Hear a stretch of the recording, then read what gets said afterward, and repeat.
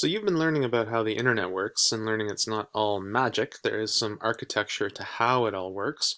Um, I just wanted to show you a couple little tricks to kind of hammer home some points. So first of all, here's a website I found that says, yes, the internet really is just loads of wires that run under the sea. And sometimes it's hard to imagine these, significant amount of wiring that connects everywhere in the world, but if you take a look at this map, this is actually a map of all of the cables that are running all around the world. And so you can see here the cables that run under the sea connecting us all together from submarinecablemap.com. And you can see the number of cable, the amount of cable is crazy, especially if you think about these ones running all the way across the Atlantic. And so those cables would be, of course, heavily shielded, but truly the internet is, it's not a cloud, it's more of a wire. Everybody gets access to this wire, and the wire transmits data, and if you can get on that wire, you can get the information. So that's an interesting link. The other thing I want to show you, no tricks here, I'll just do it brand new here. I'm going to open a new tab, and what I'm going to do is I'm going to paste right there an IP address. So you can see here that is what we call an internet protocol address, and I'm going to hit enter, and suddenly it turns into Facebook. How does that happen? And what just happened is I asked my computer to go to another computer somewhere on the internet that had that as the IP address.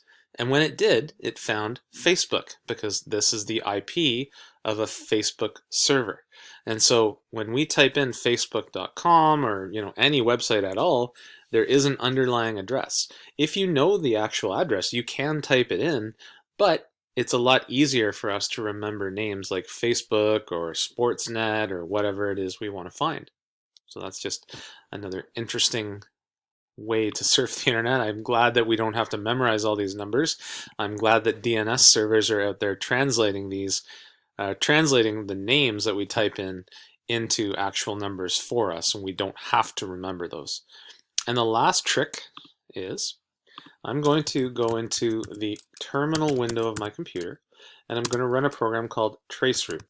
And this is going to take a minute, but if I say traceroute facebook.com, what you're seeing here is you're seeing how the network traffic is going to flow all the way to Facebook. So this number 1 here means it starts, the network traffic that I'm asking, or that I'm sending out, is starting at my home computer, and then here we go, and then it's going to get out of my router, we'll talk about that later, and it is bouncing from router to router to router to router, and my internet traffic is going from one place to another, and you can even see Kingston, Kingston, Kingston, Toronto, Chicago, Chicago, and you can see all the places that my internet traffic has to bounce in order to get to the destination.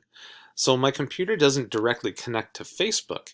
What happens is I make a request saying I want information from Facebook, and the first place it contacts is here, and then it goes to this one, and then this one, and then this one, and it just keeps going until the traffic directors on the internet, called routers, eventually get my request to the place it needs to go, and then it sends it back to me through much the same means. So there you go, some tricks with networking, and that has to do with IP addresses, DNS servers, and routers.